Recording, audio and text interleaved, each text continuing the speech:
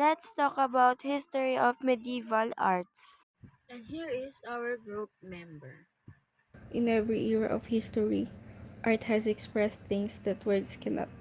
Among them, one name stands out as a crucial bridge between the old world of art and the new, Cimabue.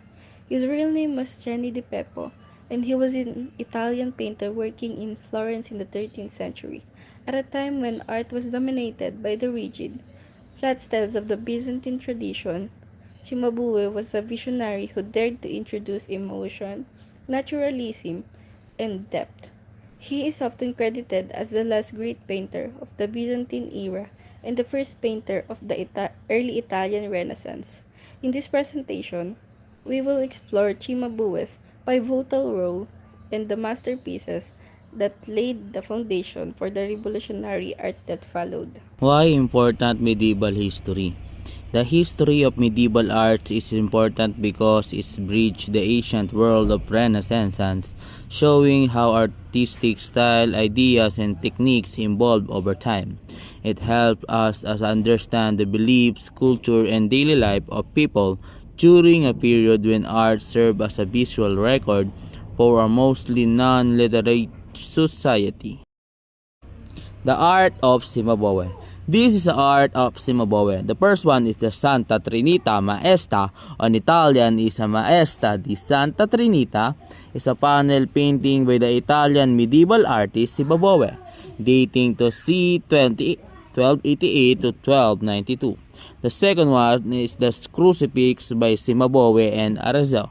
It's a large wooden crucifix painted in distemper with a gold leaf by the Florentine painter and mosaicist Cimabue, dated to c. 1267 to 71.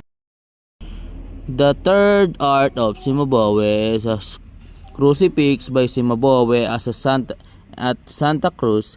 Is 1265 is a very large wooden crucifix painted in distemper attributed to the Florentine painter and mosaicist Cimabue, one of the two large crucifixes attributed to him.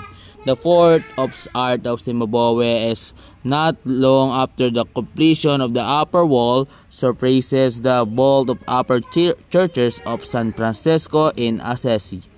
Work would have begun on the lower walls of the nave. Flagellation of Christ, c. 1280. This artwork shows Jesus being whipped before the crucifixion. Cimabue made it to show his pain, sacrifice, and courage. Even in the old style, he added more emotion and movement. The Virgin and Child with Two Angels, c. 1280 to 1285. This painting shows Mary with baby Jesus and two angels. Cimabue created it to honor Mary and shows a peaceful, holy scene. He made the figures look softer and more alive. Christ enthroned mosaic 1301 to 1302. This mosaic shows Jesus on a throne as a powerful and holy king. Cimabue made it for Pisa Cathedral to show Christ's glory. He added a more national expression to the traditional style. Madonna di Castel Fiorentino, c. 1283 to 1284. This artwork shows Mary holding Jesus, meant to inspire prayer and comfort. Cimabue gave Mary a gentle expression and added warmth to the figures. Madonna di San Francisco, c. 1295 to 1300. This painting shows Mary with Jesus for a Franciscan church. It expresses calmness and devotion, with figures that look slightly more realistic. The contribution of Cimabue. The one is soft medieval style made figures less rigid and more graceful while keeping holy and symbolic elements. The two is introduced the early naturalism, added shading, shadows, realistic faces, and gentle curves. The third is show us human emotion, depicted sadness, tenderness, devotion, and interaction in religious scenes. Influenced Giotto, inspired the first true Renaissance painter, starting as Chin, Cimabue, Giotto, Mosaico, and Michelangelo.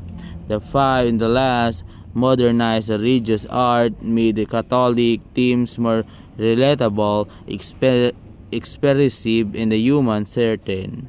This is the goals of Simabowe.